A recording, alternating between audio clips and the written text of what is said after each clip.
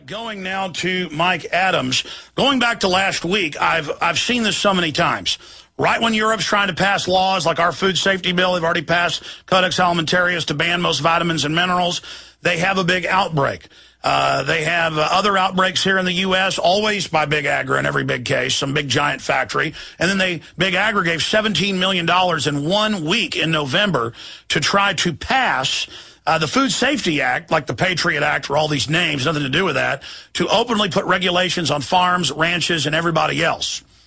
Just incredible, absolutely incredible developments, just off the charts, but it failed, thanks to Ron Paul and listeners and folks that understood what was happening. And the SWAT teaming of the Amish, all of this is about shutting this stuff down. It's about creating monopolies. That's what big mega business and big agribusiness does. And so I saw this and I went, wait, what do I know about E. coli? I know it's one of the first bacteria ever engineered. I know in the mid-'60s or early 60s, you just pull up manufacturing process of aspartame. The military engineered one that would eat toxic waste. They've worked on a lot of bacteria that'll do that, like the oil-eating bacteria, but this is different. And I remember the report, and you can pull it up, where they took it and then what it excretes, it's waste. Bacteria, use the bathroom as well. Their excretia is this highly toxic, addictive, sweet substance. Like antifreeze is sweet. Everything sweet isn't good. So they couldn't get it approved until 1981 when Rumsfeld got it approved. Now, then I remember the virus sprays that they spray on meats they approved 6 years ago on E. coli. Live viruses that eat them, that destroy them. And so I know that E. coli is one of the most engineered bacteria out there. And they've engineered it into plants and all sorts of stuff. And so I said, look for this to be some big agri-disaster or something that got out of a lab, because they were reporting by Friday that it appeared to be genetically engineered. Well, Mike Ádams, great researcher over at naturalnews.com, joining us via video Skype. Forensic evidence emerges that European E. coli superbug was bioengineered to produce human fatalities. That's the newest article today. Yesterday. Today, he's got Food Wars, how European health authorities are using E. coli scare to wage economic warfare against vegetable farmers. He joins us now. Mike, right as they try to pass the Cybersecurity Act and this big global UN Act to restrict free speech and take over the web and put in snooping hubs, hack attacks happen. China says it's the West doing it. Right as they try to pass these laws, these outbreaks always happen. I mean, this is getting pretty darn obvious.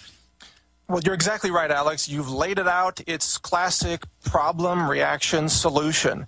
They're using it in every area, but especially in agriculture. Every time they want to pass more food regulations, they engineer another disaster and they create a fear campaign. And there's so many agendas that they can then pursue with this fear.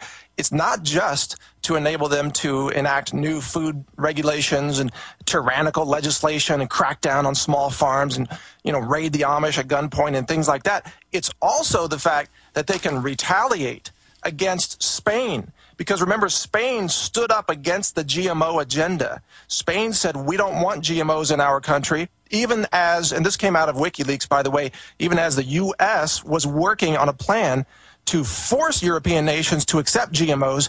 This is now retaliation. In a matter of less than a week, they have destroyed much of Spain's agricultural economy, at least those farmers engaged in fresh vegetable farming. So this is an act of economic warfare on that front. It's an act of biological warfare against the innocent victims who are now being harmed by this bacteria strain, which is clearly been bioengineered, and we could probably get into more of that evidence. By the way, Alex. 2.5 years ago, we broke down that the flu was engineered, and because we had documents previous when they engineered the H1N1, hiding in plain view. The London Telegraph article where 30 homeless people in one place given the shot died. The live bird flu virus that killed the ferrets in the vaccines in 12 countries where they did the test. I mean, we have this long history, and you have thousands of biotech companies splicing bacteria with animal, insect, top experts saying it can give rise to mutations. And then immediately when we see some, and the media is saying it appears to be genetically engineered, it's been altered, they try to blame farmers for it. and then it always comes out later it's either something that got loose or was manufactured, or it's something that mutated. I mean, I know you've written about the virus spray they spray on meat that attacks the E. coli. Yeah. Well, it's incredible what they're doing here. We're watching a circus of fear-mongering. They screamed cucumbers, and everybody stopped buying cucumbers. Then they screamed tomatoes. Then they screamed lettuce. And it's like we're watching a circus of health regulator lunatics who are running around destroying food industries, destroying the economics of farmers one by one. It's like it's like a Godzilla marching through the city, stomping on farmers' tents at the farmers' markets. They're just destroying this industry with no credibility. And they're saying we've got to have government inspectors. You've got to have a license to grow anything because your tomato might kill somebody. But in every case I see, it's never little farms that do it. It's always big mega agra. That's right. And today, Wall Street Journal broke this article, which we just wrote about also, that says it's not the sprouts. Just until this morning, they were blaming the organic sprouts from northern Germany. Well, they ran tests on that, and the tests all came up negative. So it's not the sprouts. That's the key. They keep blaming a string of organic industry. Right. They do, and the media in the UK was printing quotes from people based on this fear who were saying, oh, I'm never eating organic again. Well, that's the reaction they want you to have, because they want you to be afraid of vegetables. They want you to be afraid of small farms. They want you to be afraid of fresh food, because then you'll buy processed, dead foods that keep you sick and keep you a customer of the pharmaceutical industry. Well, notice 50 years ago, they went and harassed normal milk out of existence because they wanted to be able to boil it and sell bad milk to people. Before you got fresh milk delivered to your door, who wants that service? Statistically, it's much safer than the garbage they sell. I mean, it's the same on every front. Problem, reaction, solution. It's the one trick these guys do over and over again. And you go over the evidence of this. I mean, this stuff, it has resistance to everything. Go over your articles. Well, you're right. There's something called a genetic analysis of the E. coli strain. And genetic analysis is actually quite advanced from a technical point of view. You can determine what the strain was exposed to in its history to create the current strain. And when you look at this, and that was done by the Robert Koch Institute in Germany, their scientists broke down the genetics of this E. coli strain. It's called O104. And if you look at it, you can read the history, and the history doesn't lie. This strain was exposed repeatedly to all the 8 major classes of antibiotics that are sold by the drug companies today. This practically guarantees that this is going to cause acute kidney failure, that it's going to cause fatalities in the hospitals. And in fact, this particular strain was engineered with a couple of extra genes that give it even more power. It's like a super powerful, deadly super bug. And the fact is, Alex, this could not have been created randomly in nature with some kind of random mutation. Impossible. It had to have been engineered and then introduced into the food supply in some way. I don't know where it was introduced. We don't know that yet. The story is still developing. I know you're covering it. Well, it's like the anthrax. Years later, it comes out, super U.S. government weaponized, 3 different patsies they tried to blame. The last guy they killed in custody, and then that wasn't even a news item. It was buried that he died in custody. Oh, he did it. And it turned out it was U.S. government. It took hundreds of millions of dollars of equipment to even miniaturize it, and they blamed it on al-Qaeda. I mean, it never ends. I mean, it's simple. We have a big criminal structure, and anytime they want to shut an industry down or consolidate something, they stage an event. I mean, it wasn't hard to predict there'd be massive hack attacks against governments and industry right as they try to pass the total internet kill switch media takeover with government messages over your email and cell phone, and magically it happens right as Obama is set to announce his assault weapons ban and gun show shutdown legislation. The head of al-Qaeda pops out and says, yes, you have too many guns. Muslims, get the guns and kill people. Go to the gun shows. I mean, it's so ridiculously predictable. Well, and also because it's so effective.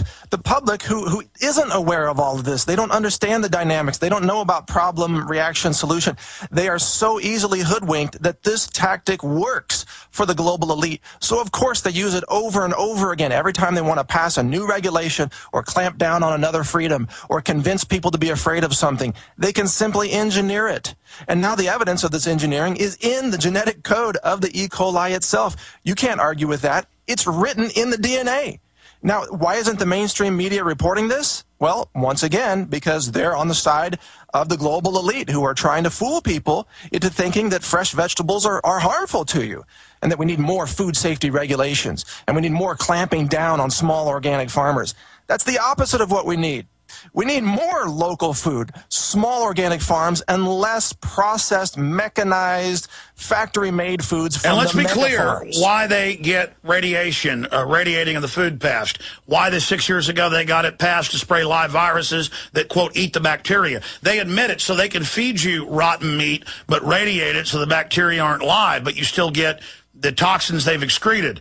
They come out with the vaccines, live vaccines, a virus bath. The name of the virus in Latin is translated as bacteria-eating virus. The phalanges, they spray those on there. And if you're a new listener, folks, I'm not joking. Just search FDA approves bacteria-eating viruses to be sprayed on meat. And then that gives rise to mutations, just like antibiotics overuse makes the bacteria get more and more hardy. But this one's had a bunch of stuff added to it out of the clear blue, with the media then blaming all the organic farmers. Notice, no big agribusiness. It has all the telltale signs of the frame-up, and they just continue to do this, Mike. It's horrible. Well, a lot of people don't realize this has been going on for such a long time. For example, you can't buy raw almonds grown in America anymore. I know you covered this, Alex, but some of your listeners may not be aware of it. The FDA and the California State Almond Board came in and said you have to fumigate or irradiate the almonds to effectively kill them before you can sell them to American consumers.